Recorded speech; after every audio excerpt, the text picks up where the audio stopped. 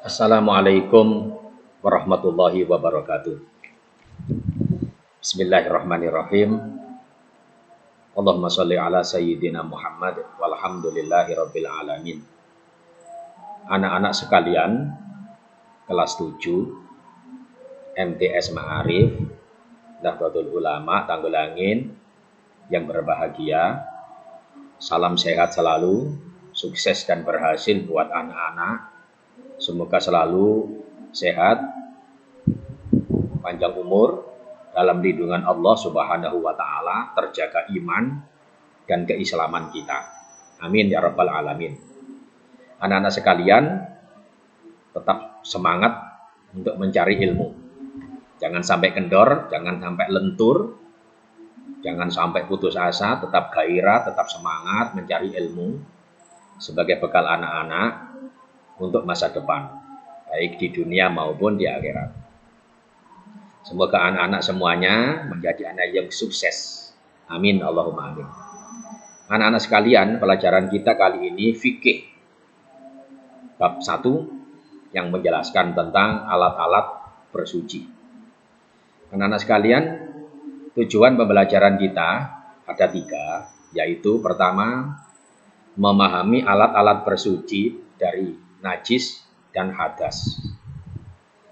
Yang kedua, menghayati anugerah Allah berupa air dan benda-benda lain yang dapat digunakan sebagai alat untuk bersuci.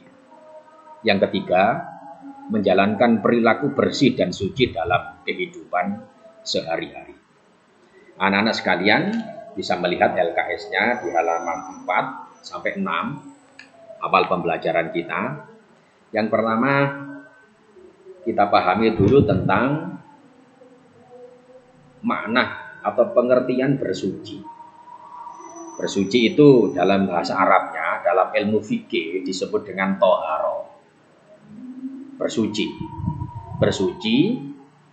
dari najis dan hadas. Bersuci dari najis dan hadas.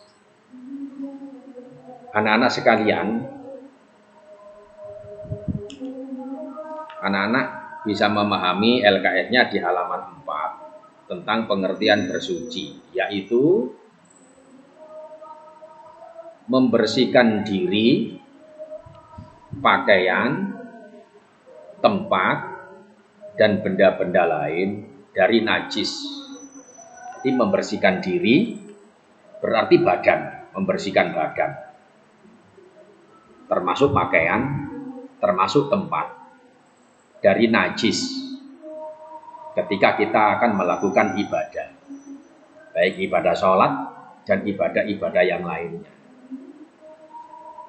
Anak-anak sekalian tentu memahami bahwa alat yang dipakai untuk bersuci itu bermacam-macam. Bisa berupa air, bisa berupa debu, bisa berupa batu, bisa berupa kayu, atau benda-benda yang lain yang diperbolehkan untuk dipakai bersuci. Anak-anak sekalian, bersuci ini merupakan salah satu persyaratan yang harus dilaksanakan ketika kita mau mengerjakan suatu ibadah kepada Allah. Ini pengertian toharo atau pengertian bersuci. Anak-anak sekalian, bersuci dari najis, bersuci dari hadas, itu ada perbedaannya. Misalnya tangan kita tersentuh oleh kotoran, mungkin kotoran binatang, maka tangan kita menjadi najis. Pakaian kita terkena oleh kotoran, misalnya kotoran ayam atau kotoran kucing, maka pakaian kita menjadi najis. Bagaimana caranya supaya pakaian kita kembali menjadi suci? Atau baju kita, atau badan kita, atau tangan kita yang terkena najis lagi agar menjadi suci?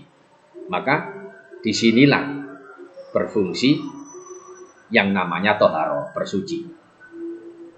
Berarti pakaian kita harus disucikan dengan air yang mengalir. Atau tangan kita disucikan dengan air yang mengalir. Itu namanya toharo atau bersuci. Itu bersuci dari najis.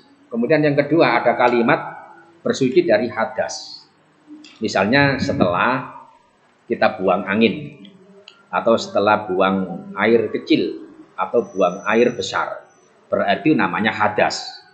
Setelah buang air kecil atau keluar air besar berupa buang kotoran, maka itu namanya punya hadas. Ketika akan ibadah, ketika akan sholat, maka harus disucikan dulu.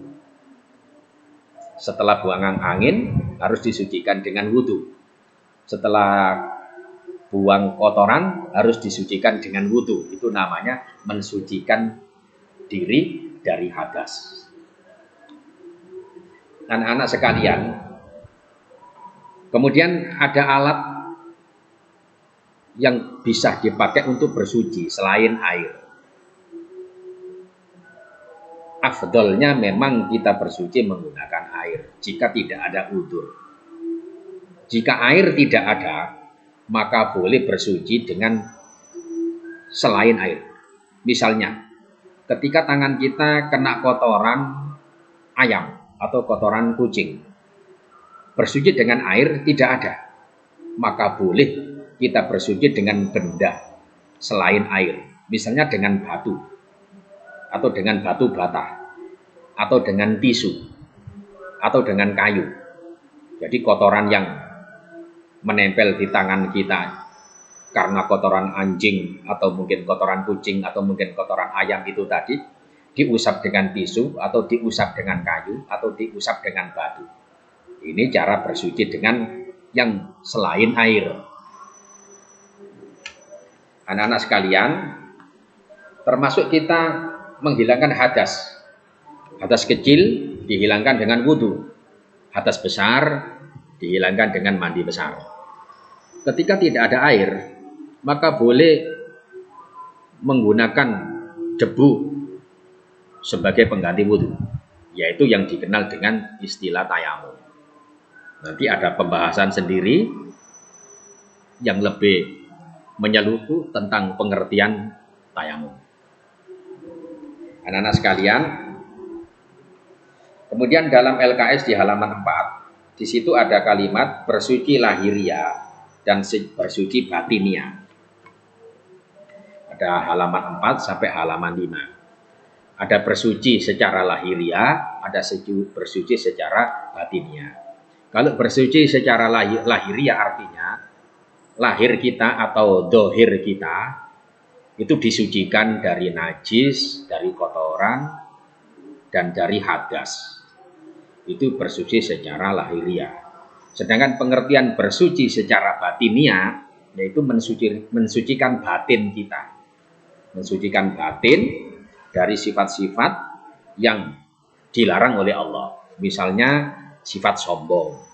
Mensucikan diri dari sifat sombong. Mensucikan diri dari sifat takabur, hasud, iri hati, dendam, amarah, fitnah, dan sebagainya.